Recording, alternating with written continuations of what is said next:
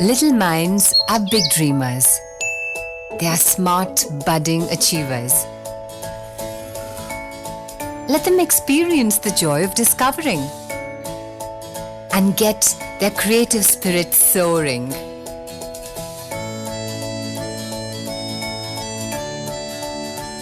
Children are little prodigies, looking to make discoveries. Young World magazine makes them inquisitive and helps them to become more explorative.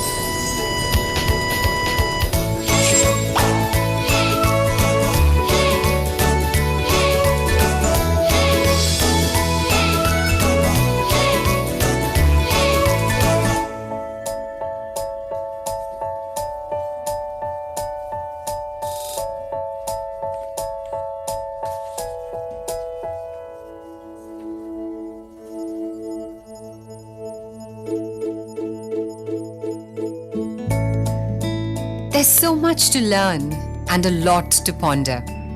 Reading the Hindu in school will make them an all-rounder.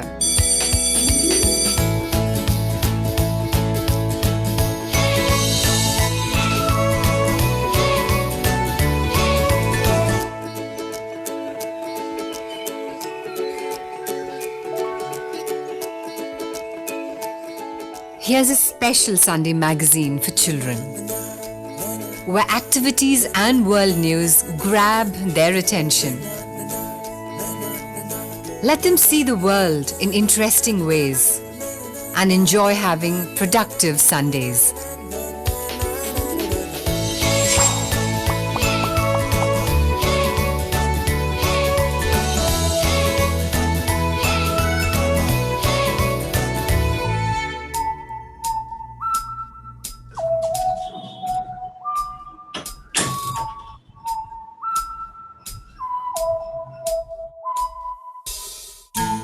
Every child has a hidden talent, waiting to reveal itself at the right moment. Here is a virtual universe of learning and fun, where knowledge and application come together as one.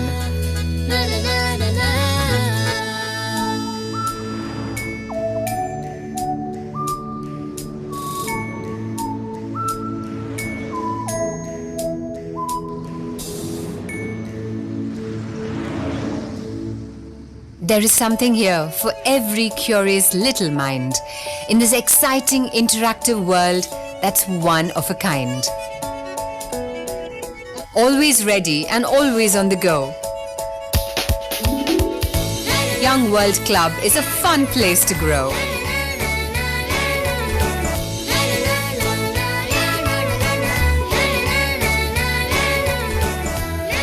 Experience interesting and interactive educational products for children from the Hindu Group.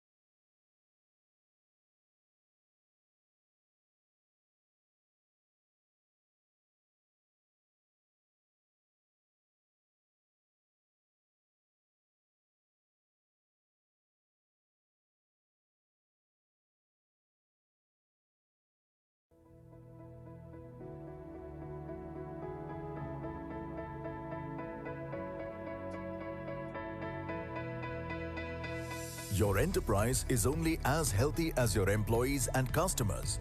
A business truth that rings even truer in these times. But despite your best efforts, some germs and viruses are particularly hard to get rid of with ordinary floor cleaners that just don't have the disinfecting power of Domex Professional Disinfectant Floor Cleaner. Formulated with the power of sodium hypochlorite as recommended by leading health organizations, it is proven to kill all germs dead, including bacteria, viruses, and fungi. Domex's powerful formula also removes dirt and mold with ease, leaving a hygienically clean surface. Before you begin cleaning, ensure you are wearing protective gear. For deep disinfection and removal of germs, mold and stains, use it in its undiluted form. Spread it evenly on the desired area. Leave for 15 minutes and then rinse. Based on your needs, you can use Domex Professional Disinfectant Floor Cleaner in the following ways. To disinfect the work surfaces, dilute 200 ml in 2 liters of water. And in case of regular cleaning, dilute just 45 ml in 5 liters of water. For precaution, place the wet floor sign before you begin mopping. Start at the farthest corner and make your way across the room by mopping in a pendulum motion. Rinse the mop in the bucket and squeeze. Dip it once again into the cleaning solution and repeat. Then leave the floor to air dry. Domex's unique formulation will ensure your premises are safe and sparkling clean. Domex Professional Disinfectant Floor Cleaner can also be used to disinfect all high-touch surfaces like counters, doorknobs, switches, and bathroom fixtures. It is engineered with powerful disinfecting formula that helps kill all germs including viruses, bacteria, and fungi. It removes tough stains and molds, eliminates foul odor, and disinfects effectively, be it on high-touch surfaces or hard surfaces like ceramic and granite. We recommend that you always spot test on a small, inconspicuous surface before using. All this is available to you in a convenient 5-liter can, so you can get cleaning and great disinfection. Now that's great value for your money. Unilever Professional, making clean and cleaners matter out of home.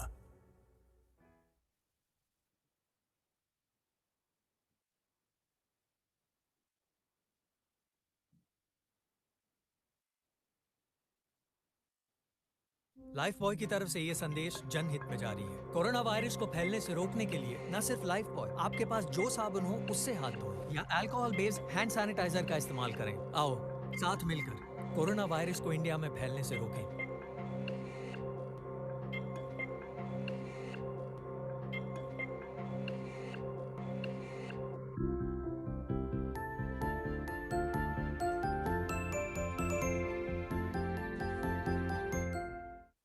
Coronavirus lasts on surfaces for days. Domex destroys coronavirus in just 60 seconds with the power of sodium hypochlorite to disinfect all surfaces. Domex kills coronavirus dead.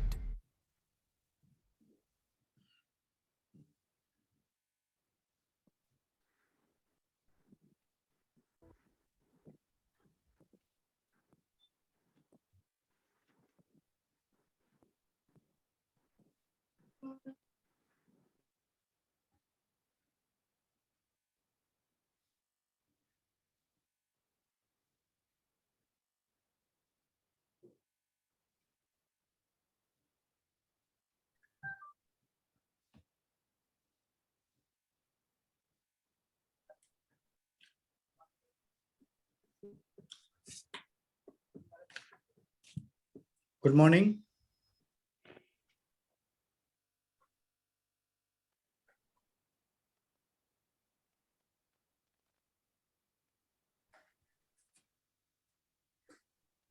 Good morning and welcome all to this Back to School with Safety webinar presented by Domex and Lifebuoy, two of the most important products in our life from the house of Unilever in association with the Hindu in School.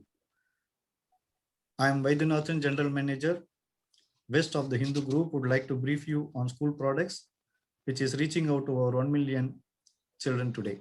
The Hindu Group school products strive to stimulate and energize the vibrant 5 to 17-year-old students by providing quality content that bridges classroom learning with real world. Our product's judicious mix of relevant content has ensured that it has grown from strength to strength. Being part of the the Hindu group of publications, the legacy of quality journalism. It guarantees content that is both authentic and balanced. The Hindu group school products are an ideal platform to reach future trailblazers of our nation. Our flagship products include the Hindu in School, a broadsheet which is distributed in the classrooms, the Hindu in School Weekender on Sundays, the Hindu Young World magazine, and the Hindu Young World Club. I welcome and introduce the panelists for the webinar today. First, I welcome Mr. Amitava Chatterjee.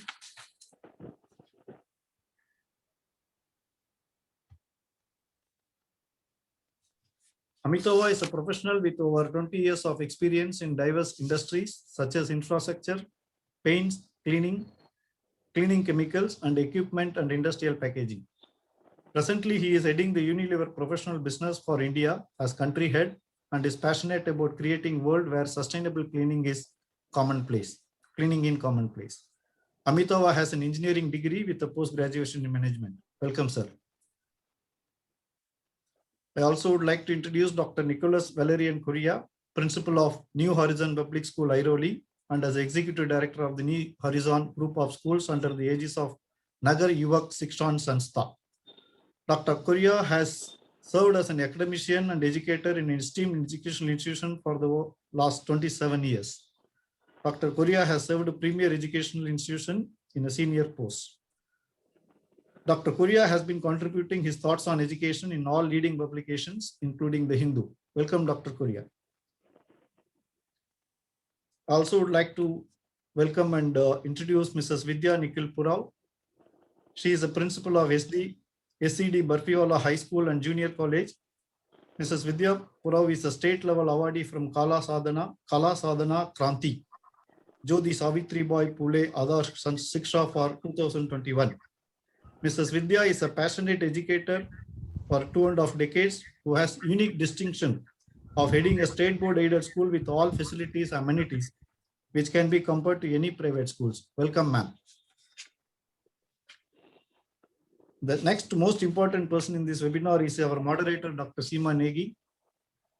Lives by the principles of empathy and gratitude. She stands by the maxim, I am because we are.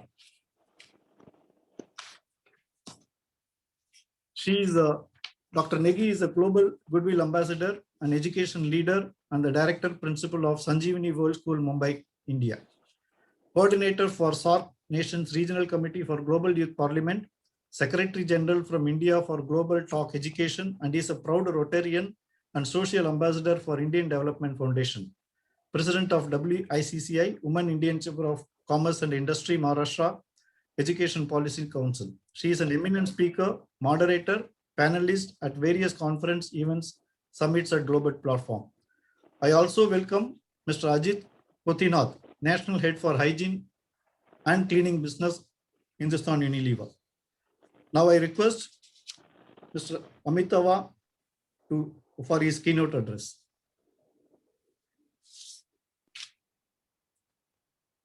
Thank you, Mr. Vaidyanathan, for the introduction. It's an absolute privilege to be amidst such an august gathering of educationists, and welcome to all the viewers, students, teachers, administrators. And thank you to the Hindu for organizing this session, which is very timely, considering the critical nature of the COVID situation around the world and in India. Cleaning and hygiene was never more important than now, as we truly feel concerned of our surroundings and are extremely keen to learn and adopt the best practices within the industry. This fast-changing awareness for hygiene takes roots in the most formative years of our lives. Over the next 20 minutes or so, let me share with you some stories of cleanliness and impact it is having across the globe, and what potentially we can do as we go towards opening up or living in the new normal, as we call it. Can we have the slide up, please?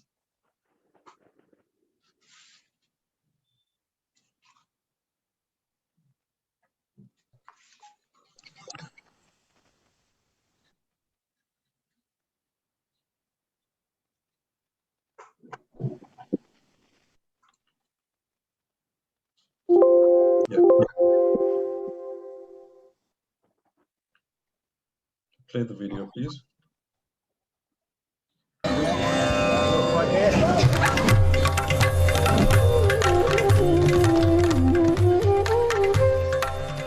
हम विद्यालय में बाल संसद में उप प्रधानमंत्री और मेरा कार्य है प्रधानमंत्री के साथ रहकर सभी मंत्रियों को काम बताना। 3 साल पहले हमारे घर में शौचालय बनाए गए। हमें 1-2 किलोमीटर दूर जाना पड़ता था घर से।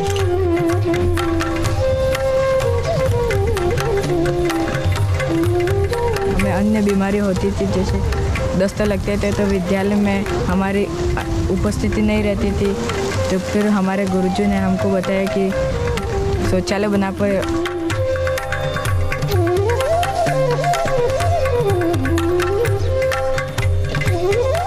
ट्रेनिंग समय समय पे बाल संसद के बच्चों को और बहुत सारे ऐसे काम किए बाल संसद के सहयोग से।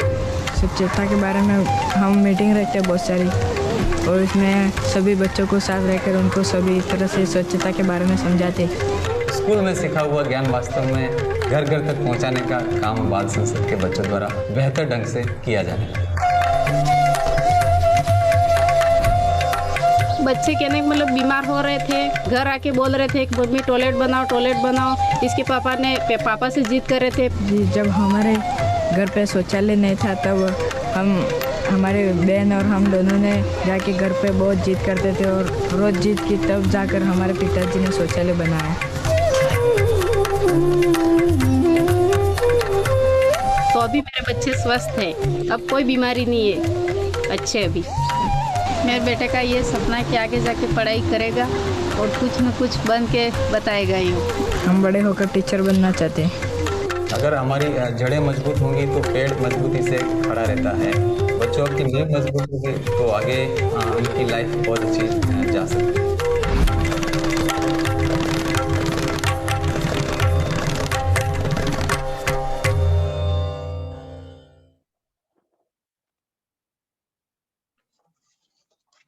Thank you. This is a glimpse of what's happening in India and how Unilever is also playing a role in it. If you go through, you will see that this is not restricted. This is not restricted to just India. The next video shows you what's happening in another part of the world. Can we have the next video, please? It was disgusting. It made me feel terribly.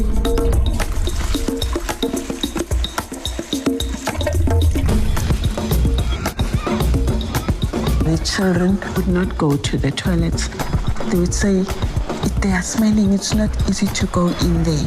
They will mess themselves up or hold themselves until they go home. When I used to hold in, I was shaking. A child who is not free does not learn. It distracts me from reading.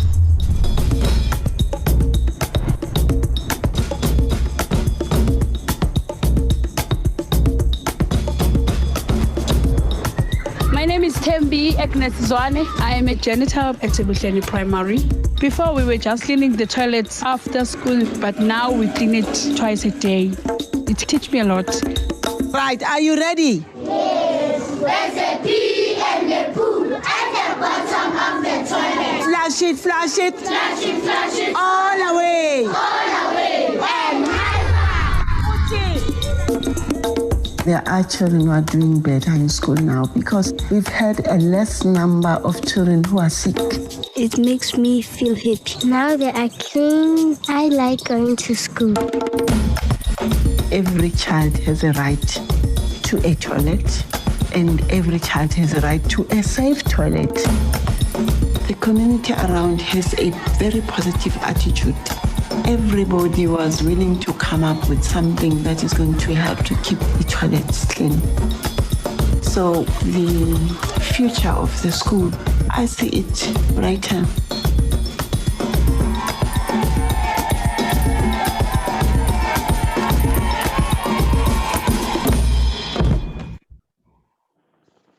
Thank you. So what you witnessed in the videos clearly spell out the advantages that come out of having a clean and hygienic environment in a school setting. And COVID definitely has enhanced our learning curve and focus on disinfection. Can we have the next slide, please? So some of these are information that is pretty generic, but I think it does help if we were to run through it. Hand definitely is the principal carrier of disease-causing germs. So you have seen the key part of keeping yourself safe is to clean hands as frequently as you can. Surprisingly, respiratory viruses can live on surfaces for weeks. Gastrointestinal bacteria and viruses can live on surfaces for months. Poor access to sanitation and hygiene contributes to 88% of childhood deaths. And 443 million school days are lost every year because of water-related illness. 1 in 3 primary schools worldwide does not have hand washing facilities. And these are real data that's collected all over the world. And we have the next slide, please. So, of course, some of the most important part, as you see, is to have a safe school. And for that, primarily 3 key messages: wash hands, choose the right product, have an alcohol-based sanitizers, make the sanitizer stations as frequent and accessible as possible, use napkins and the right disposal stations for them as well. And of course, have an efficient use of water resources. This is going to be critical as well. Do clean and disinfect. There are many products available in the market. It's always recommended that you look to the ones that actually have the right claims and certifications. Ensure that the high-touch surfaces such as tables, desks, railings, all of these are disinfected in a set frequency, and the frequency needs to be higher at this time for sure. And please do adhere to the recommended dilutions of the chemicals that you're using. Do plan and manage well. So it is important that you set up an SOP or the standard operating procedure for your schools post the COVID as you open up.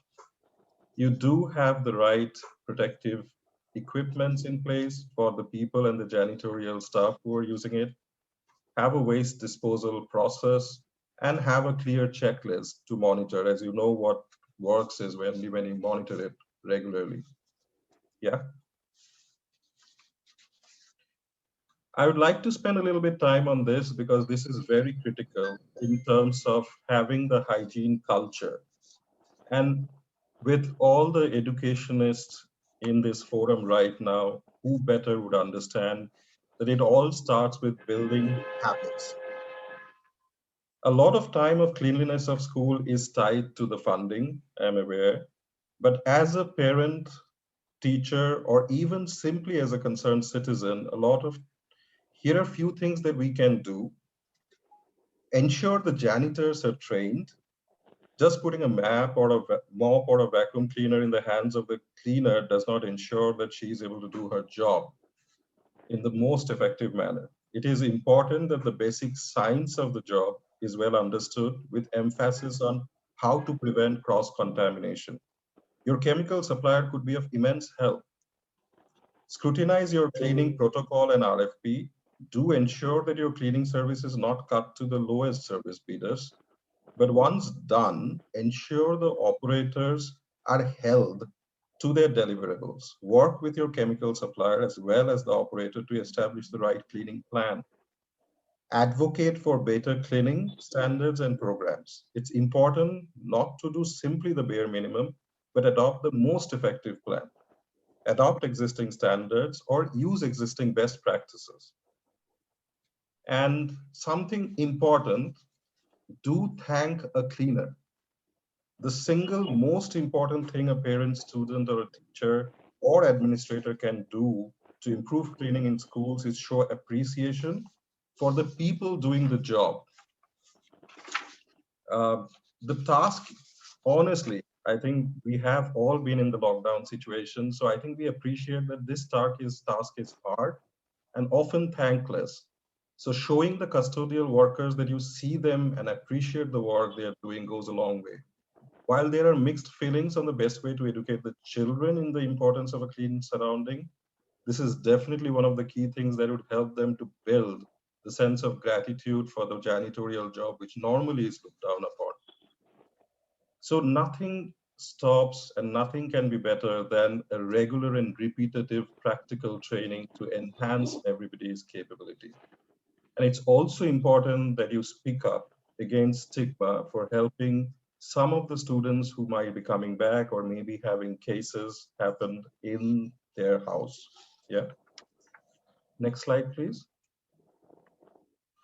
So here is an example of some of the key areas that needs to be cleaned. As you can see, whether it is the classroom, it's the desks, the chairs, the cafeteria, if you are keeping it open, and if the students are using it, libraries, if you have it, the railings, and so on and so forth. These are extremely important to identify and have a clear cleaning regime implemented. You can see that most of these can actually be done with very simple chemicals. So it's not very complicated, but ensure you do choose the right one. Next slide, please. Few more interesting points. You know, normally the most key part of cleaning and hygiene is focused on the washrooms. And it's important because when it gets dirty, that's not somewhere you will be, it's possible for you to stop because it's supposed to be getting dirty, right? So it's important that you clean post usage. And as you saw in some of the videos, possibly having an increased frequency of cleaning them is very important as you move post-COVID into your schools. You can use products, simple products, including the toilet bowl cleaner that you see here at a regular frequency. I want to highlight that these are products which are actually certified with claims, and it leaves behind a residual effect of over 3 to 4 hours. You have the most approved chemical of most effective is hypochlorite bleach, and you do have a surfactant-based hypochlorite chemical in Domex disinfectant. You do have the Domex disinfectant sprays as well for you to actually clean on the high-touch areas. Next, please.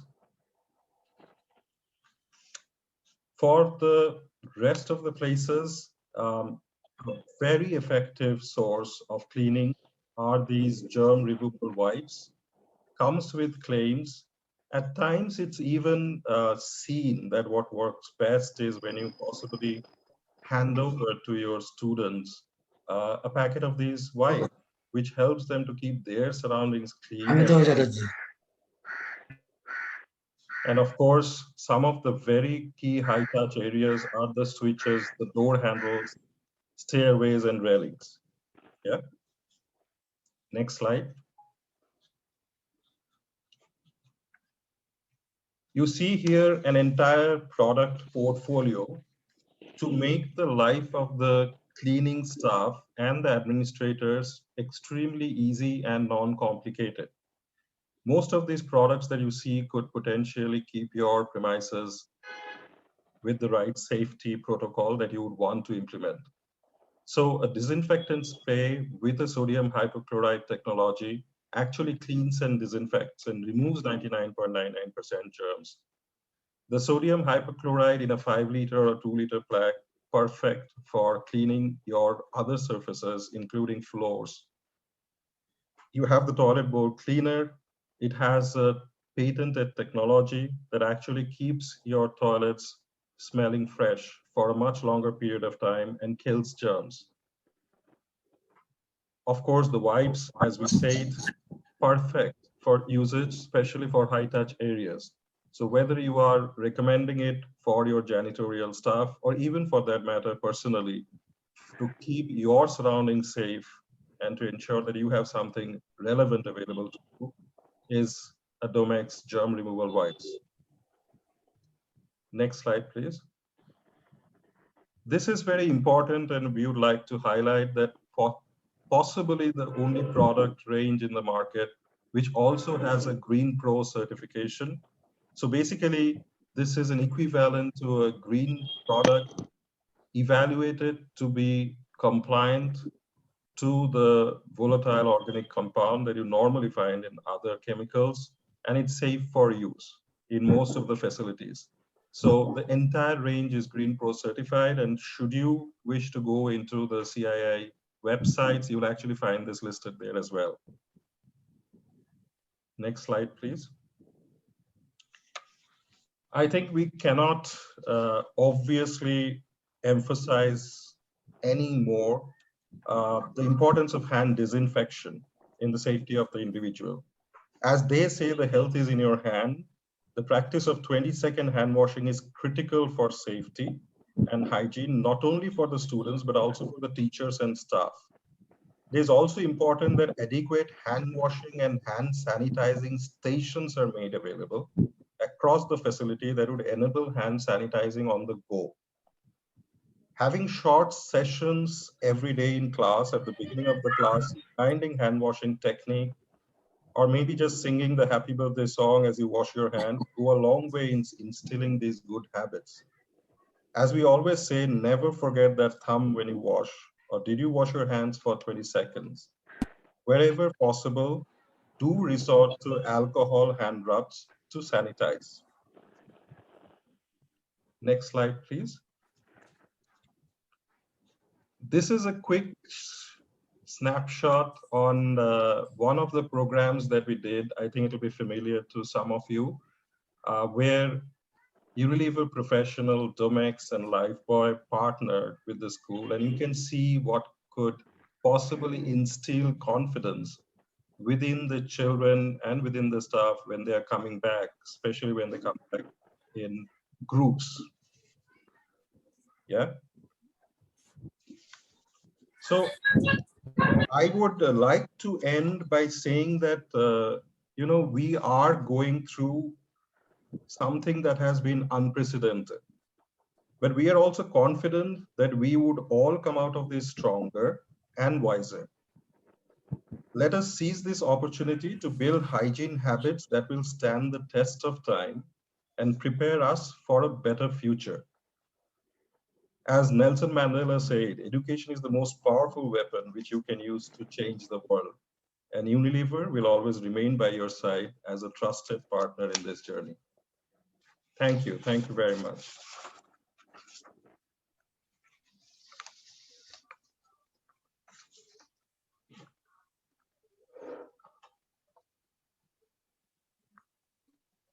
I now request Dr. Seema Negi to take over. Thank you, sir. Thank you, Mr. Amitwa. Indeed, it was very, very empowering last half an hour, wherein we just did not talk about the benefits of health and hygiene. But I personally believe when we talk about school, apart from regular curriculum, there is something called hidden curriculum, and that is the culture of the school.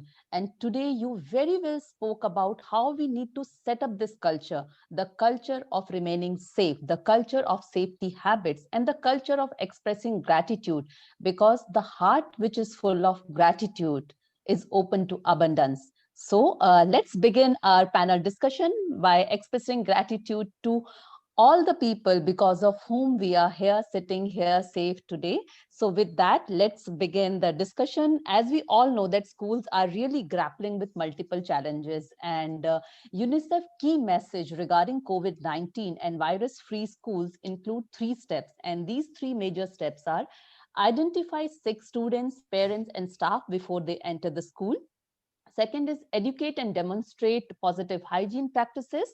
And third is clean and disinfect facilities regularly. And this is not something that we have to do, say, a day at a time. No, it is something that we have to do rigorously every day throughout the year. So it needs to become our culture. So moving ahead, first, I would like to ask you, Mr. Amitwa, because you spoke a lot about the safety products. So what personal protective equipment, that is PP requirement and recommendation, do you consider for schools now when we are planning to reopen?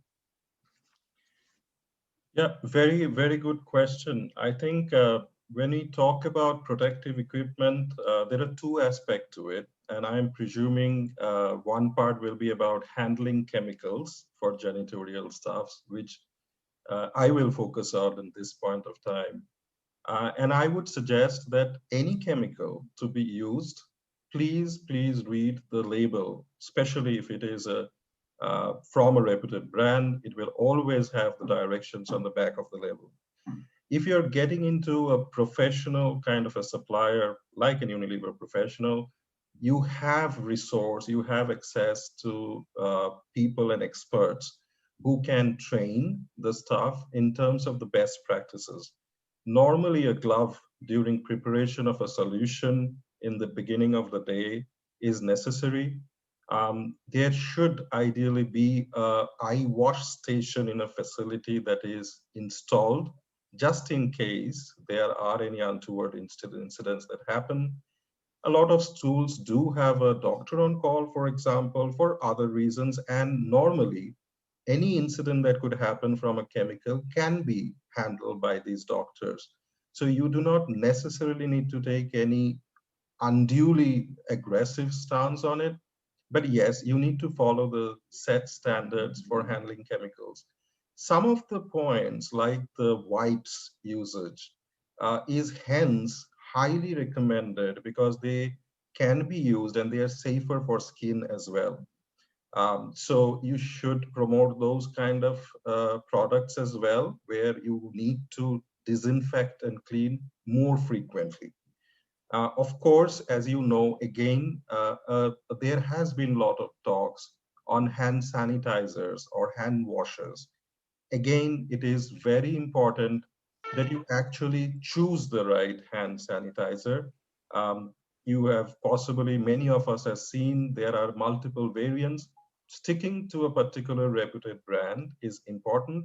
Looking at the product profile, for example, it needs to be a little over 60% ethanol is the most effective, as you will find possibly in a Lifebuoy hand sanitizer.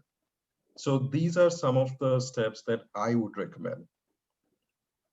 Thank you, Mr. Amitwa. Moving ahead, as we all know that we are getting ready to open school. So we know schools will reopen, virus will persist. So are we really ready to protect our students, our teachers, and our community? So Vidya ma'am, I would like to know from you, how will you deliver on effective hand washing and sanitizing needs? Because now this is not something that is what we have to do at regular interval, but that is something that we have to make it a habit. It is not something that, okay, we want to, initially our students used to use sanitizer and they used to feel very good about it. Oh wow, I have a sanitizer and I'm using it. But now it is a life-saving device. So I would like to hear it from you. Going back to 2020, 21st March, I think we all were unaware about this coronavirus.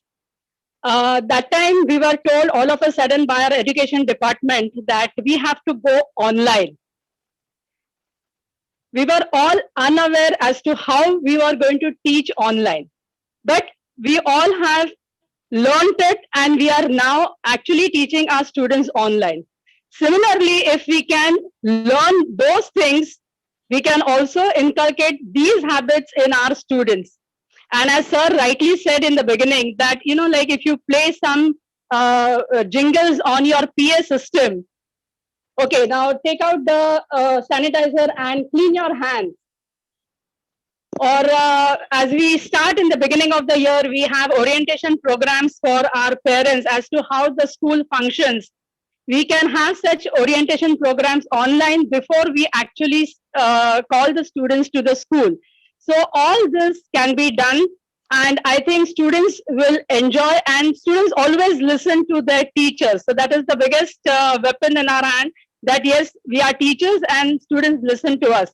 So I think it is very easy for us to inculcate these good habits in our children.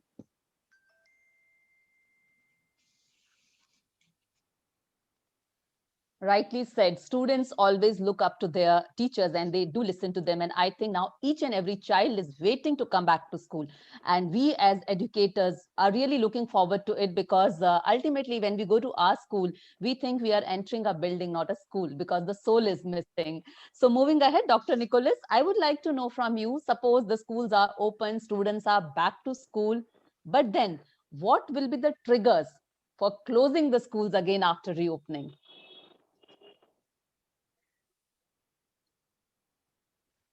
Sir, you need to Sir, you need to unmute. You need to unmute. It's a wonderful question. If you go back to Jan 2021, most of the schools, teachers, and the students are too happy because they were back to school.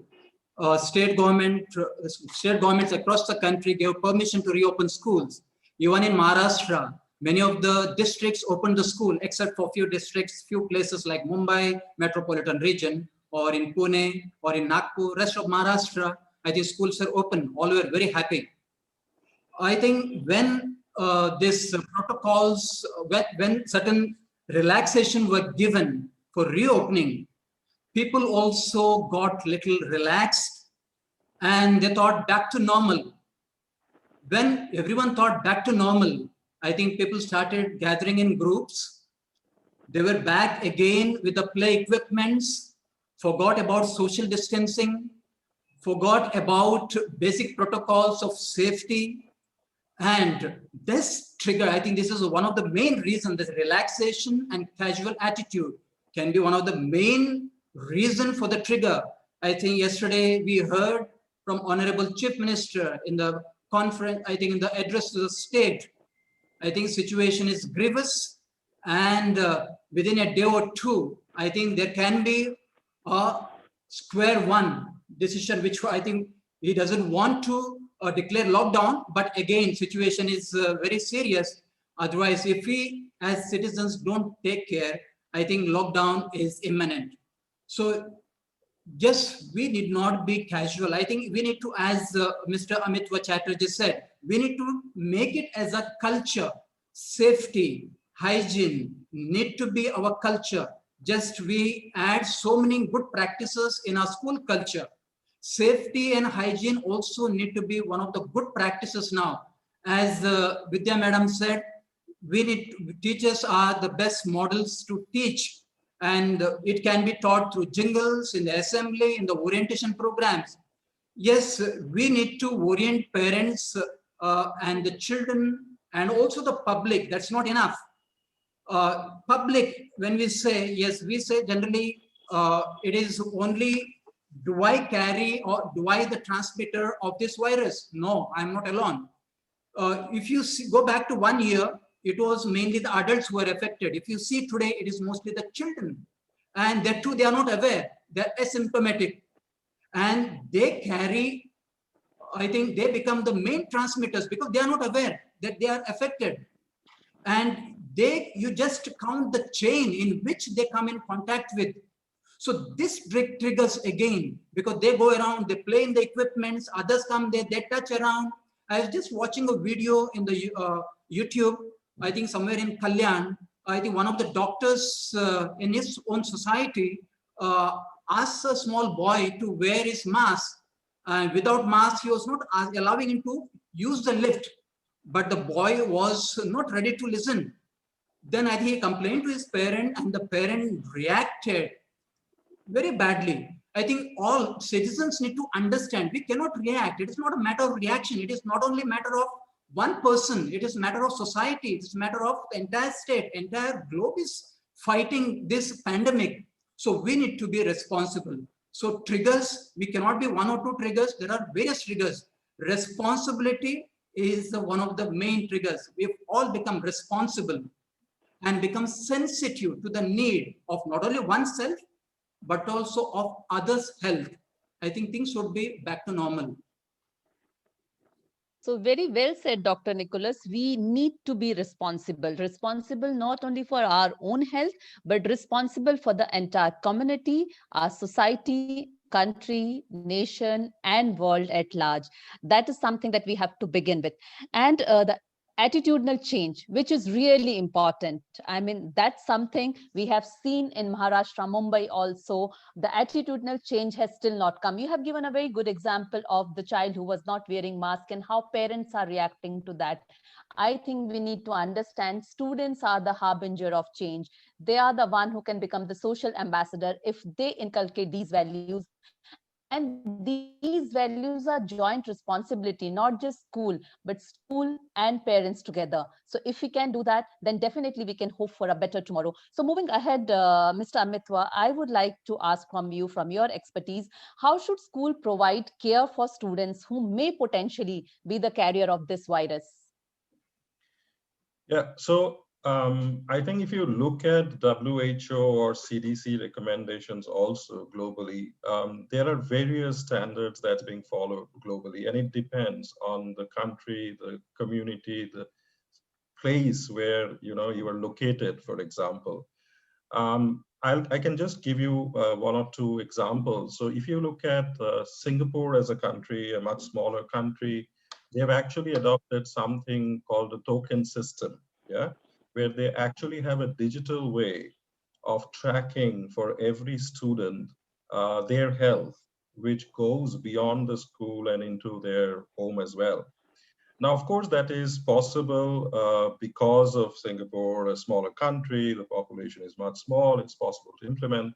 You go back to a country like England, again, of course, a much developed country, but they are primarily considering imposing or creating a social bubble, yeah, where every individual sections are kind of only allowed to keep in touch, maintaining the 2-meter distance where possible, at times reducing to 1 meter, of course, within the classrooms, demarcating places, having weekly temperature and rapid tests being done, mandatory, not just for the students, but also for the staff initially, to ensure that,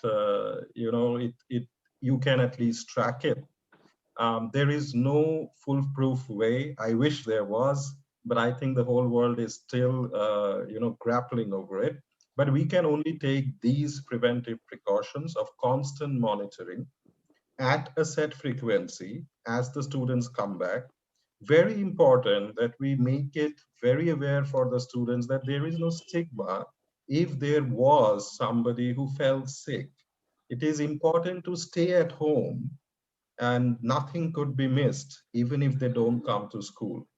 So these few key steps that I am aware is being taken in many other schools, and I'm sure will also help as we move into it.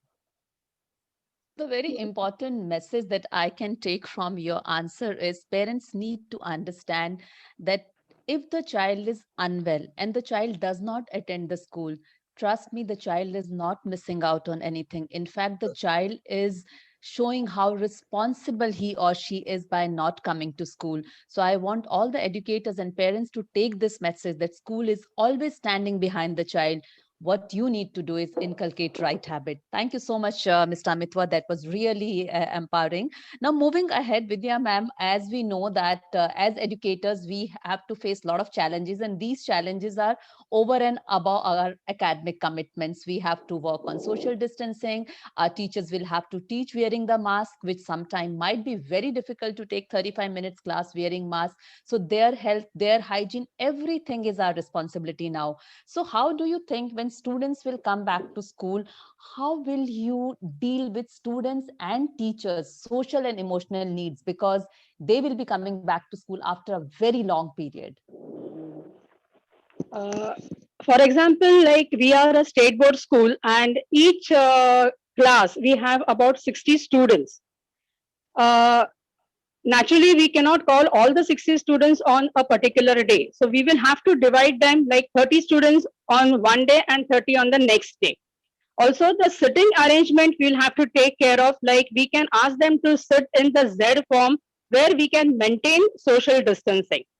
Now, when the teachers are teaching, they're talking. So it's better that they use more of the audiovisual aids. Like if you have smart boards in every classes, say that actual teaching can be of 10 minutes and then the students can just watch it on the smart board. Now, we always say that supposing a person keeps a fast for a month, and the day he has to break his fast, he will not start with his solid food. We always go for the liquid food, then the semi-solid, and then we come to the solid food. Now, children who have not come for a year to the school, we cannot start directly with the curriculum. So we need to, have some activities. Such activities which will, have a bonding between the students because they have missed their friends for a year. So some activities, some quiz or some any other activity where, that team spirit will develop in the students. Initially, we can have some competitions, like some drawing competitions. So slowly, like after a week, after 15 days, we can then shift over to the actual curriculum. So this is how we are planning at our school.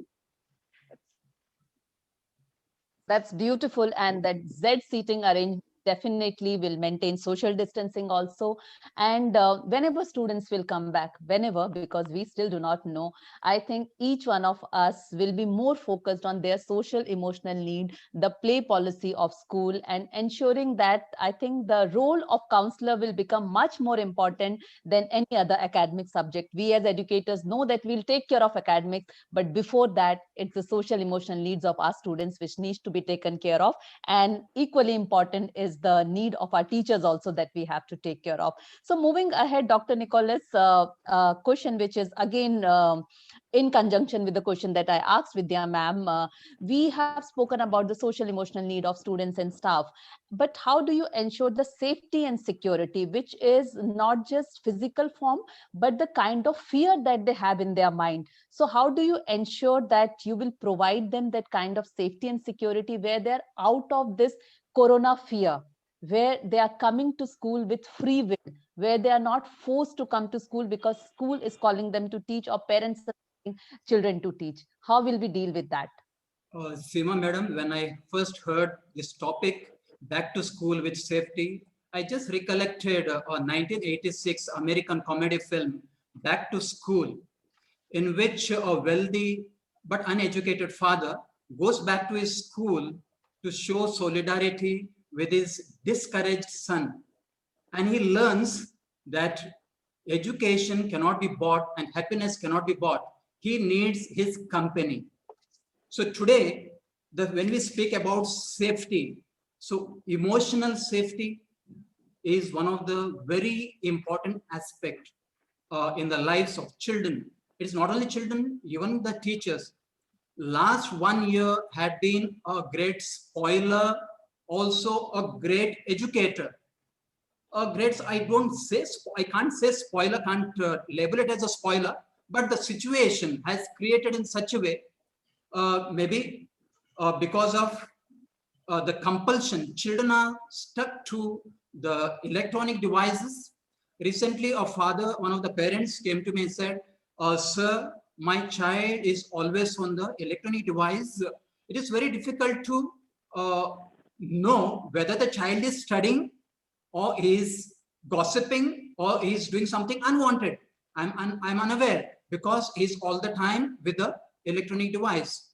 I just advised him, my dear parent, yes, we need to trust our children. So we can have a conversation, we can have a sincere and healthy communication with the child will definitely open up. So when he opens up, what happens? He is taking out what is inside. He will speak. Though the child would avoid, there would be something which would come out. There would be a clue enough for the parents to get to know whether a child needs a support. If at that time child speaks out something maybe about some emotional well-being or that he needs certain help, so definitely if the parents cannot give on their own, they can speak to teachers. Even in the school, we have got counselors. Counselors can come to their help. So they are professionally trained how to handle such cases. So now safety issues, in the schools, I think many of the schools during this COVID-19 pandemic have started specific corners like talk to someone So they can speak to someone, they might be naming it with different names.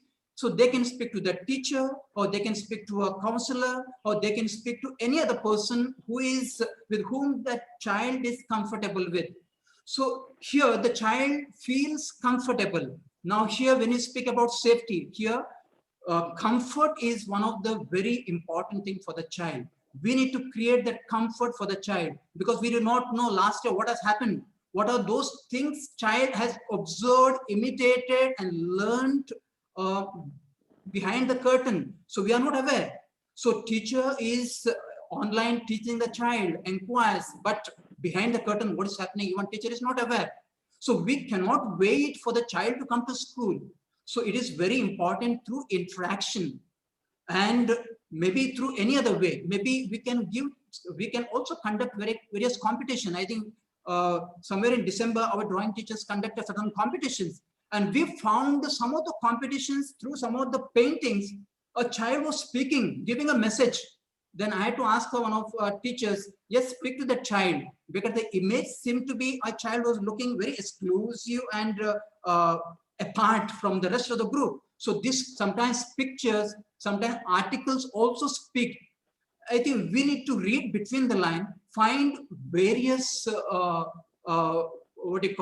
aspects through which we can locate a problem and create safety for the child. That's very well put up, because many of the times we have seen the way children scribble, you come to know the mood of student, how the student is feeling or behaving. So that was very well put up, Dr. Nicholas. So moving ahead, before we go to the next set of questions, there's a very quick question I want to ask from all the three empowered panelists. I want you to give one mantra for everyone who is attending the session today. One mantra to reopen the school with complete safety and security. Let's start from you, Mr. Amitwa. Well, as I mentioned in my presentation also, I would like to say, remember, safety is in your hand. So please practice, consider, and I have personally seen that when you create an environment of hygiene anywhere, like your home, you know, we are Asian, and I have seen across Asia, Asians are very proud about their home. And if we could create a similar boundary and a bubble where we feel that the educational institute is an extension of hygiene and safe environment, I think that's the goal that we should strive for. Perfectly said. And if we look behind and if we go and learn from our history, I think we all have learned about the Great Bath and the drainage system. So we are the country who firmly believes in cleanliness. I mean, still we remove our shoes out of the house, and the moment we enter our house, the practices that you have to go clean yourself and then come. So these are few age-old practice, which I think during the passage of time we had forgotten. And I often say, always consider a crisis as a good opportunity to learn. So it's time we learn these practices and move ahead. So Vidya ma'am, your success mantra, please. Yeah, I will say protect yourself and try to protect your students. Wear a mask and use sanitizer. That's my mantra. That's lovely. And that comes from an educationist, because when we say protect ourselves and immediately you went to protect your students, family comes pretty behind for us. It's always our students first. So very well said. That I could see the teacher coming out of you. Dr. Nicholas, your mantra, please. I think we need to be very, very positive about what all the protocols to be followed in our school. When I protect myself, I protect everyone else around in the society. That's lovely, because it all starts from us. We have to take care of ourselves, then only we can take care of society. Now moving to the second sector, wherein I really want you to deliberate on we have spoken about the safety, we have spoken about the security, the emotional, social well-being, everything. But Mr. Amitwa, do you feel, considering here in Mumbai, or let's take the example of entire country, are we really ready to open the school?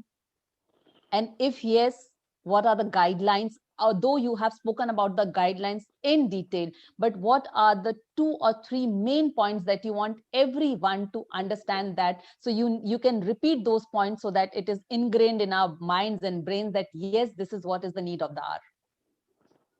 Yeah, so a few points. I think it's very important that we remain flexible and we follow the local guidelines.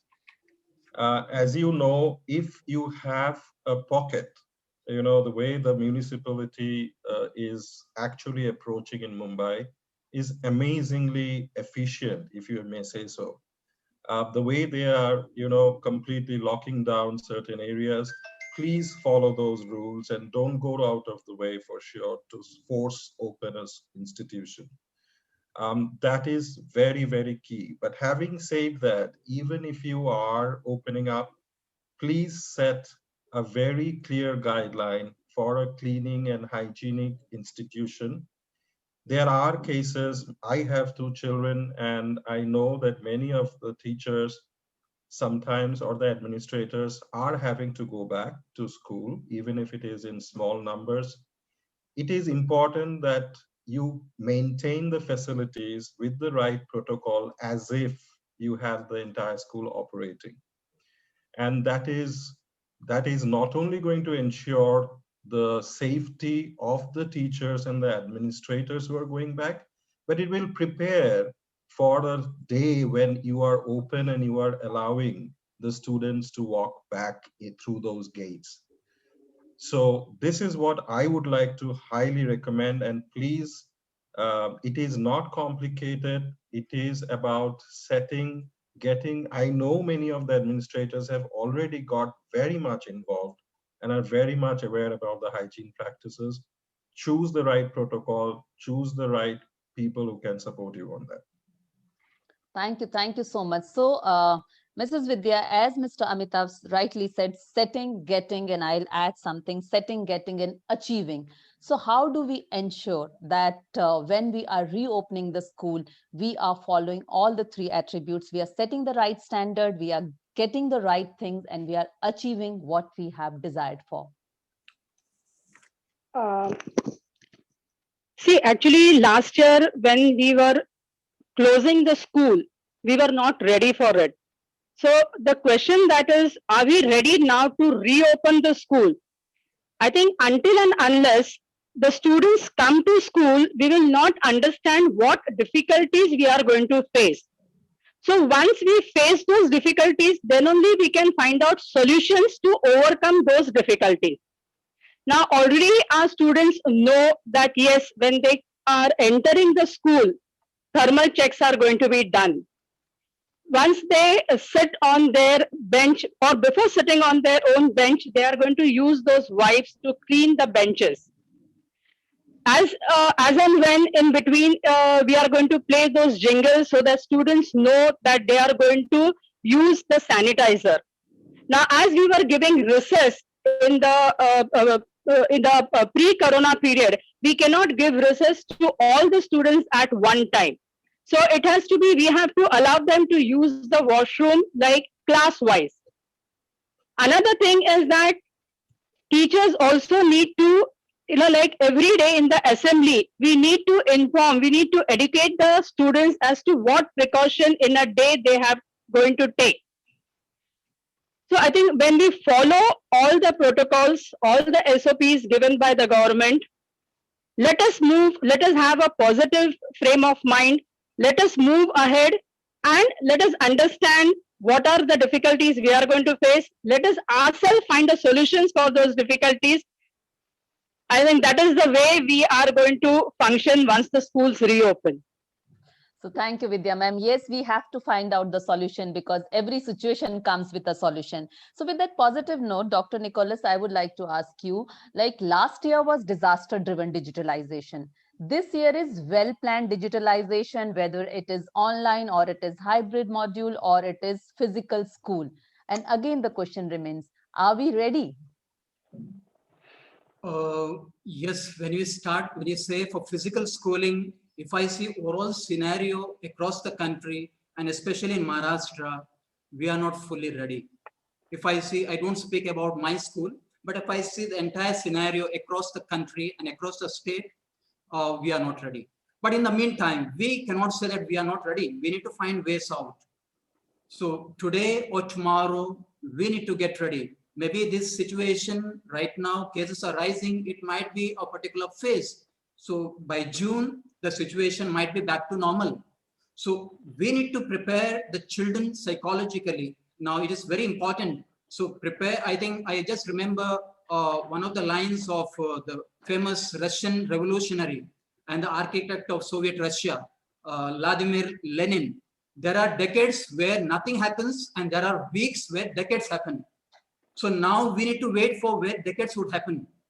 So for last 1 year, I think there would be so many things which were not done for decades together. We could do in 2 or 3 days, becoming and making it normal. That is a new normal, that is teaching online. So teachers never imagined. Same way now, we are well prepared. We are well prepared for a situation for reopening, but we do not know when once the children start coming to school, that again would be a new situation. So those conditions, those compulsions, we do not know what are those compulsions going to be, because only once the children come to school, we come to know what are those problems. We need to understand ours is a tropical country where we sweat continuously. So when children come to school, definitely they are going to touch various parts in the classroom, maybe the doors, maybe the desk. Whatever way we disinfect the places, whatever we try to do, children are children. So we cannot keep one person cleaning person behind one child. It's practically not possible. Maybe if there are 2,000 children, 3,000 children. So how are we going to manage? So we need to educate children with the basic requirement. Earlier they used to carry books. Now everything is going through soft copies. So instead of carrying books, now what else they need to carry? Maybe there are certain PPEs. Yes, may not be those PPEs which are available in the medical kit. So we need to have certain things which you need to keep in our bag. Maybe certain handkerchiefs, certain cloths, and certain sanitizers, certain requirement. So along with the basic things which are there, we need to also take changeovers if required. So books can be managed easily in today's world because that is easily available. We have got in the classrooms smart classes and digital aided education is available in the class. But what is required is the safety protocols which each and every parent need to train the child. Maybe even certain, maybe we need to take certain liquids. So those liquids also we can take from home, not just water. Maybe you say khadas, maybe that required in the school, we can take it. So if you go to China and see, they have taken for granted, Corona is going to remain once and for all. So take it part of your life.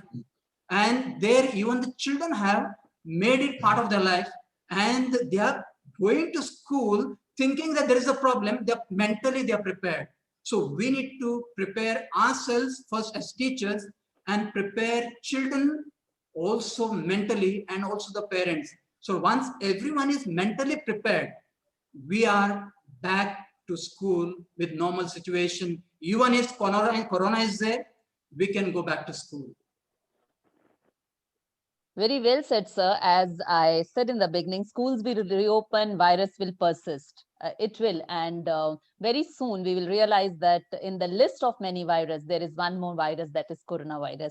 And you rightly said we need to prepare children psychologically because, again, children are the social ambassador. They are the ambassador of change, and they are the one who can actually change the habit from the entire society, of the entire society. They are the one who can tell their parents it is mandatory to wear mask and go. It is mandatory to sanitize your hands. You know, they are the one who everybody looks up to when it comes to, I think Mr. Amitabh has shown a PPT wherein it was like 2 children, they said, हमने जिद की तो toilet बने. So sometime this zid is very, very important क्योंकि जब बच्चे जिद करते हैं तो changes होते हैं. So now I'll just take this last question and I want each one of you to ponder on that. And to all the participants, please, you can write your questions in the Q&A box so that we can take the question after this last question.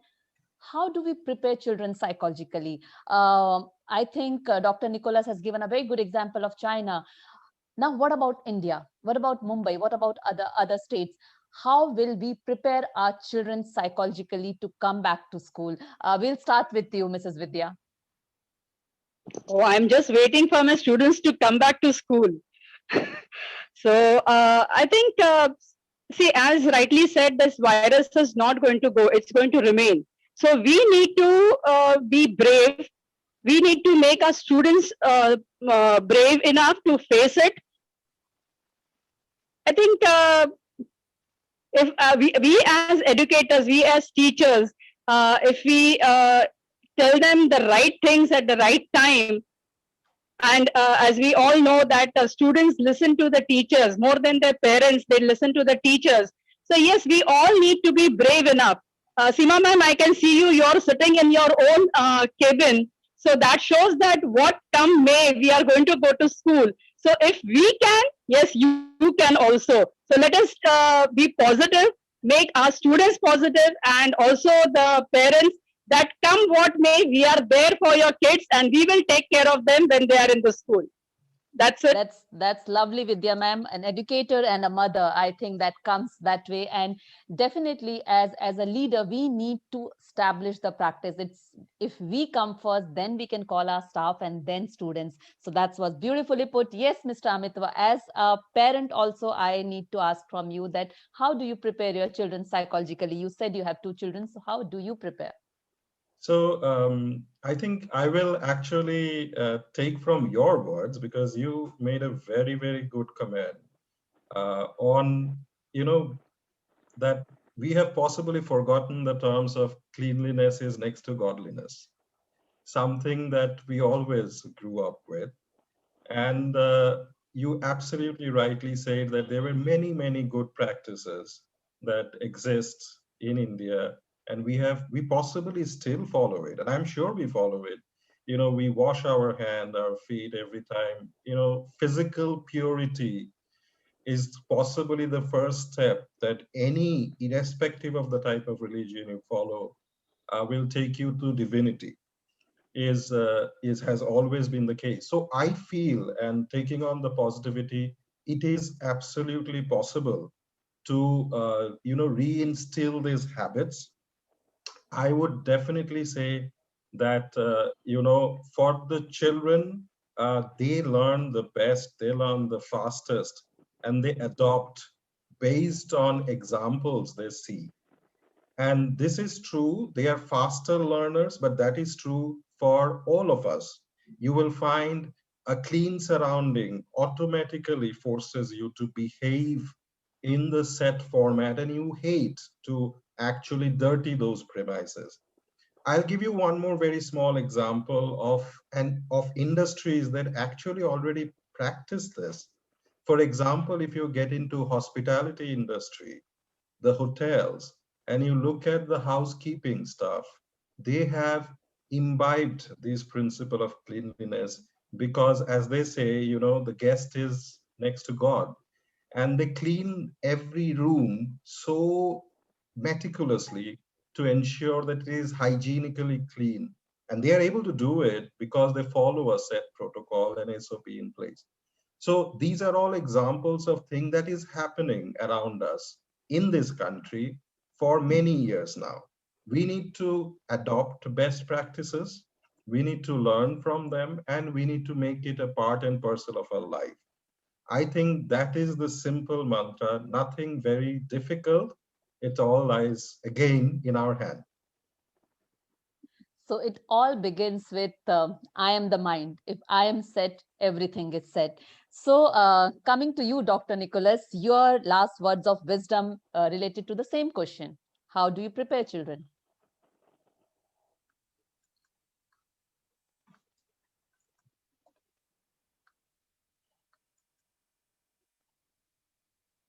Dr. Seema, I think he just moved out, it looks like. Yes, I cannot see him. So we'll go ahead with the question answer, because I can see a lot of questions here now. So the first question is, it is difficult for teachers to teach with the mask and they are bound to break the basic rules. So as educator, how should the head of institution deal with this situation? So Mr. Amitwa, though you are not directly related to education sector, but what if this question is posed to you? How do you think an educationist need to deal with this, or the head of the institution needs to deal with this? Yes, I fully understand. And, even as working professional, we know it's very, very difficult to keep working with a mask on for like a stretch of 10 hours or 12 hours. It's important that you adopt the right kind of mask. A lot of time, what has been in WHO parlance recommended is a surgical mask is good enough. Yeah, it needs to be disposed of. Preferably use a disposable mask if you are using it for a longer period of time, because the cloth masks become very difficult for a sustained usage, as an educationist would require, I would presume. Sometimes you need to change it at a regular interval and dispose them off. A lot of talks, and I just overheard, and I know again, because that's how my children are learning, is through digital medium. So adopting more of digital medium to teach, even their back. So maybe multimedia means using maybe PA systems so that the distances are adequate would definitely help significantly. That's my part of what I feel could help. So I completely agree. Like when we have exposed our children to the positive aspect of digitalization, I think we should not wean it off from their lives now. We have to make an ideal balance between our technology and our regular classrooms. So moving ahead, Vidya ma'am, there's a question, very interesting question. Everybody's asking this question basically. How do you teach pre-primary kids to maintain social distancing in the class? Because I think that will be the biggest challenge. See, right now we don't know whether the pre-primary kids would be allowed to come to school. They are too small to understand certain things. Like, see, as a secondary school principal, I know that I can train my students of standard 8, 9, and 10 because they are mature enough. But talking about the pre-primary, they are too small to understand all these things. Here again, if we, like if there is in a class, there are about 30 to 35 students. I think there also we would have to call only 15 students at a time, so that automatically social distance is can be maintained. Also, I would like to add on to the first question, like as a principal, we can plan the lectures in such a way that we, as say, we have to conduct 9 periods in a day. So instead of having 9 periods, we can call the students only for 5 periods. And in those 5 periods also, when we are allotting the periods to the teacher, in a day, a teacher should get only 2 to 3 periods. And there should be a gap between the 2 lectures. So if as a principal, if we consider all these points, I think we can work on it. And as I said that, once the students start coming to school physically, we will face difficulties, yes, but then at that time only we can find out the solutions for those difficulties. Sitting at home right now, we cannot say that what are we going to face once the students start coming to school. See, maybe for first 10 days, we may not have any difficulties at all. But later on, maybe as on the 15th day, there may be a different problem in the school. So as and when the problem arises, let us find a solution for it. I think that is what... Very rightly said. Yes. I think, Vidya ma'am, we as educators have understood that it's not just plan A. Yeah. If plan A fails, we still have B to Z. So we have all the plans ready and we'll jump for that. And that is what I think entire education fraternity has shown, that they were always there for their children, whether plan A, B, D, Z, whatever it is. And now this question is directed to Amitwa sir. Sir, the question is... again, that we are discussing from a very long time. After the reopening of school, if there is a lockdown once again, how are the educators going to prepare the students in their mental health and their studies? Yes, I think it's not very hypothetical. We are seeing next waves coming through, and also there are very clear indications that it may still continue. As I mentioned, It is very important that we handle, like all crises, in a very flexible manner. We are learning what we knew a year back. I think we know much better a year later. We need to follow the local guidelines. We need to follow what the municipality is doing. Again, I would repeat, not be very clear that you are sourcing information as a parent, from valid sources. Yeah, so it's a verified source and not rumors. So please do not go by those. It is mandatory, I think, with the vaccination happening. I know till now, I think, other than, if I'm not mistaken, Pfizer, nobody has gone beyond 12 years of vaccination. But even that is still not being promoted in India. But I am sure over the next few months, it will be opening up to every individual other than the children.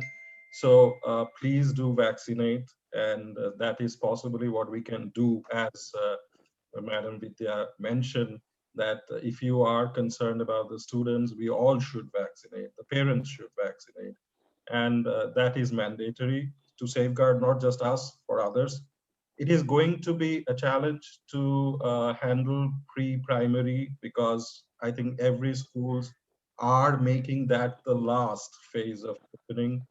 But having, again, I would say, preparing now is the time to prepare for the opening, because we will open. And setting the standards will be the right time now to prepare for it.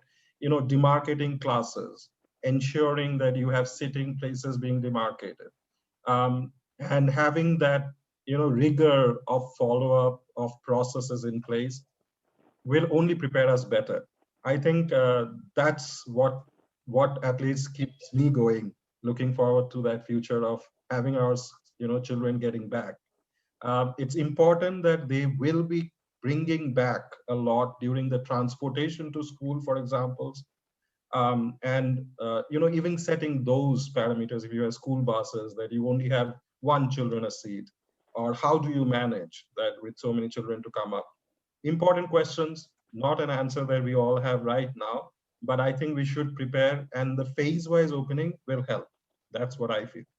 Yes, thank you so much. And here I would like to add that parents, educator, when your children will travel by school bus, do not forget to thank the bus cleaner, bus didi, and bus bhaiya at the end of the day, because they are the one who are taking care of your children.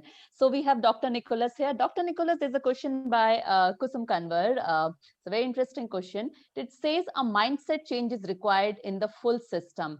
How do we bring about that change? And is it possible?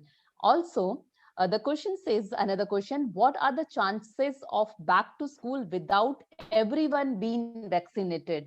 A regulatory body monitoring it, will it help? So I will only add that now, as we know that anyone and everyone who is more than 45 years of age can get the vaccine. I have taken the vaccine, so just doing a bit of promotion. I have taken the vaccine. Please take the vaccine. Dr. Nicholas, please answer this question. Yes, I think sorry for, I think there was a certain problem with the internet connection, got disconnected. So I think even I have taken the vaccine. I think teachers come in the front line, and teachers are also, I think, given this, I think they have got just like senior citizens, teachers have got a separate group there. Wherever you go to government hospitals, all teachers come under frontline workers. I think all teachers need to take. Now coming down to preparing the children back to normal, I think, as it is rightly said by Mr. Amitwa and the panelists, it is preparing the mindset of everyone. It is not just preparing the mindset. Now preparing the mindset with the vaccine. So without vaccine, now will the parents be comfortable? Now already the thought put in the mind of the child, so you are not safe. So last 1 year, I think this thought has been being circulated in the social media, news media, maybe in the general talk, in the peer group. Child is in and out listening to, you are not safe. So now over a period of time, I think definitely when the schools reopen, child will be coming to school with the thought that he or she is not safe. So we need to prepare the child. Sometimes I think when you say when the child is sick, child is taken to the doctor. Maybe child doesn't need certain kind of medicine. Maybe doctor puts something in his mouth and child feels, okay, doctor has given a medicine. Psychologically, he is okay. Not that he has given an actual tablet which is required for his sickness. So we need to prepare children now psychologically in such a way. We need to find such medicine now. What are those things we need to see? Maybe meditation is one of the important things. Meditation, and I don't mean spirituality. Concentration and making the child become mentally strong is very, very important. Meditation can make children mentally strong. Before I ask the child to meditate, I as a teacher, we as parents need to do that. And we need to make meditation as part of our good practice. So psychologically, definitely over a period of time, they will get balanced and they'll become stronger. And meditation also would give you positive outlook, make children even cram around positive affirmations and also positive thoughts, and also gives them a positive lookout when they look at things positively. So definitely they would take even this for one of the things, okay, that fear would go over a period of time. So we need to replace this fear with something else. The replacement, alternate is very important. When the child doesn't like the class, now sometimes they say the class is boring. Now teacher looks for a alternate arrangement. How can I bring humor in my teaching? How can make my class interesting? So even with the children now bringing that safety, how can I put this thought in an interesting way where child believes that he is safe in the school? For that, I need to prepare the mind of the parent. So how to prepare that mind? It is a challenging task. There cannot be one standard answer. There cannot be one standard solution. If there are 10 lakhs parents, there can be 10 lakhs solutions. So all have to work within their own purview and find for solution. And it is possible. It is possible when we think and believe it is possible, things happen. Now, what is important? Creating a belief system that children are safe in school and bringing that safety in the mind of the child. So I completely agree, because positive affirmation is definitely the way forward. Otherwise, what we do, we trap ourselves in the echo chamber of negativity and we keep on thinking the negative aspect. Very well said by Mr. Amitwa also, that we need to look for only verified sources. Otherwise, there are so many rumors. If we keep ourselves away from these, I think we can move ahead with positive affirmation. And Dr. Nicholas, I think you have already answered one of the question which Mr. Vilas has asked about. He was worried about how to convince parents about reopening the school and how to convince children. There is one more question from Mr. Kuldeep Ratan. He has asked that it would be a pleasure to have students back in school, like you have given the example of China.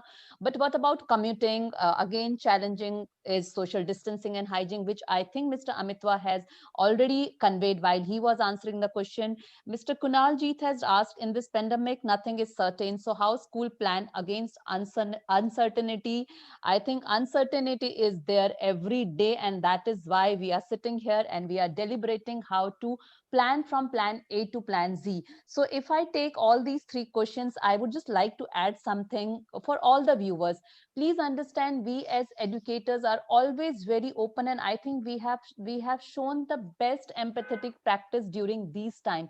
Our schools were open to parents and our parents, how homes were open to school. So we understood each other in a better manner. Okay, there were many cases of fees and other things, but when we keep it aside, we were only and only focused about our learners. So let me present a very small analogy. I think most of you might have seen Jagannath Puri Rath Yatra, and I very often quoted, when we see Jagannath Puri Rath Yatra, there are three basic attributes to that. One is the chariot, wherein God and goddesses, they sit, Lord Krishna, Lord Balram, and Subhadra. So those are our students sitting on the chariot. And then there is one team who pulls the chariot and other team who cheers the people who are pulling the chariot. So consider our children are sitting on the chariot, and when parents pull it, we as educator needs to cheer for them. And when we will pull it as an educator, parents need to cheer for us. If we firmly believe that behind a child, two institutions, school and parents, stand together, trust me, there won't be any tug of the war, and each one of us can move positively, because we have learned how many times the moon goes through phases, it overcomes. Similarly, how many times sun sets, every morning sun rises, and that is the ray of hope. And I think that is what we need to hold on, and we have to move ahead. So a quick last round from all the panelists. Any last mantra you want to give to anyone, just one line, quick one line, any mantra that you would like to give to all our audience to stay positive, to remain positive. Okay, we are not talking about corona positive, we are talking about positive mindset. Mr. Amitwa, let's start from you. Yeah, I think last word, and because I saw a lot of questions also on this concern, the institutions, the educational institutions are doing a lot, but I think maybe it will help to ensure and empower the parents to send their child back to school, is to also demonstrate wherever possible, whether it is temperature checks, whether it is at times saying that this is what I'm doing. As you know, saying also matters. So wherever possible, certifying if possible from maybe the products being used for cleaning, the SOPs being taken, should be told very clearly to the parents and communicate and make everybody a part of this. That is the only way to get out of this situation. Yeah. So everybody needs to do their part. Please communicate and consider that the school is doing everything possible in the benefit of the students to come back in a safe environment. So please communicate. That's beautiful. Yes, we need to communicate and we need to collaborate. True. Yeah. Communicate and collaborate and move ahead together. Yes, Mrs. Vidya. Yeah, I'll say that let us move ahead with the flow. Let us be positive. Let us accept the situation and let us face it bravely. That's the only mantra I can say. That's wonderful. So we need to be like a river now. We have to keep on flowing, breaking all the barriers, and that is the success mantra. Dr. Nicholas, your view on that. The problem solving is one of the 21st century skills. So we know this is the problem.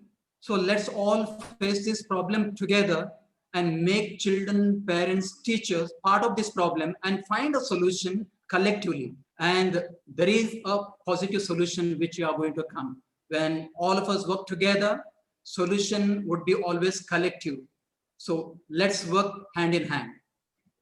Beautiful. When we work together, solution is bound to come. As you said, if we have 10 lakh people, there will be 10 lakh solution. I think, Nicholas, sir, if we have 10 lakh people, we'll have 20 lakh solutions. So we have a lot of solutions. We just have to see if plan A fails, we still have a lot of plans. So with this, we end today's panel discussion before we move ahead. And all the viewers who are watching us today, trust me, each one of us as an educator, we are waiting for our children to come. As I said in the beginning, the school buildings are just buildings. They are not school anymore because we are missing the laughter. We are missing our students' positive energy and vibrancy, which brings our school alive. The soul of our school is our students. And we want to convey to each and every stakeholder of education, we as schools, we as society will never let our parents down, our teachers down, or our students down when it comes to safety and security. We are convinced that yes, we can open our school. That is why we are there in our workplace. And when we are there in workplace, you need to trust us that these workplaces are safer zones for your children to come. With this, I hand over the screen to Mr. Vaidyanathan. Sir, please take it forward. Thank you so much. It was very, very empowering and enriching. Thank you, Dr. Seema Negi. I think at this very difficult time, this timing of the webinar would not have come in any other better time to speak to the people who are concerned. And we had one of the very eminent panelists coming and giving their inputs. I would like to first thank Dr. Amitava for his inputs and on methods for keeping the school premises and the office premises even keeping clean and hygiene, and then how we take forward from these very difficult times and then ensure everybody's safety. I would also like to thank Mrs. Vidya Purao for her amicable, ways of handling the children, how she is looking forward to seeing the children, because we all know, I don't think each one, we never got more than 1.5 months as a summer vacation, but the children have got more than a year. I think children have to come back to the schools, and that is where it actually they have to be. And we all would look forward to sending the children back to schools. And thank you, Dr. Nicholas, for your as an educator, you have provided one of the wonderful solutions for the children to come back to the schools, and what are the methods we have to take care. And I also Dr. Seema Negi for your impeccable way of putting the questions to the panelists and getting a wonderful answers. And thank you for each one of you for joining this wonderful session. In fact, I remember before we started speaking on this particular webinar, when Mr. Ajit Kotenath came to my office, and then we were actually having a discussion. All of a sudden he disappeared. I was only following him. He was actually speaking to my housekeeping people and asking him what is the kind of product they are using for cleaning. Then he came back and said, Vaidyanathan, this is not supposed to be used. They are just using phenyl. Phenyl is the one should not be used for cleaning. So I actually he made me to understand what is the good product to be used. I think we are with the leaders of the product who are making some good products. We immediately changed it. Then he explained why these are very important, that it is not just cleaning, it is hygiene is very important, and the right product to be used in the places where the people, children and as well as the people who are coming to the work are taken care, and the surfaces are cleaned well. So just to add one more very important thing is that my mantra, which we have been speaking about, I would say it is SMS. So basically, please sanitize your hands, as Mr. Amitav add the birthday jingle also, so that you complete that the time required for that. And also wear always the mask, and then keep the social distancing. So the SMS is the mantra. Let's all looking back to the academic year coming, with the children coming back to the schools, and with the safety. Thank you very much on behalf of the Hindu for joining this webinar. It's been a wonderful session. Thank you very much. Thank you. Thank you so much. Thank you. Thank you so much. Thank you. Thank you.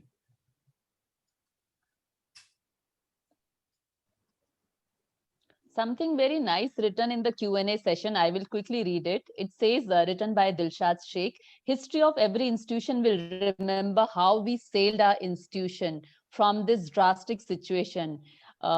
Future baton holders will take our name, how we fought this war, and most importantly, how gracefully we fought it. Such a beautiful way to end this session. Thank you, Mr. Dilshad. Thank you. Thank you. Thank you, Dilshad, for writing some wonderful words. Thank you so much. Thank you all. Thank you. Bye-bye. Thank you. Thank you. Thank you so much.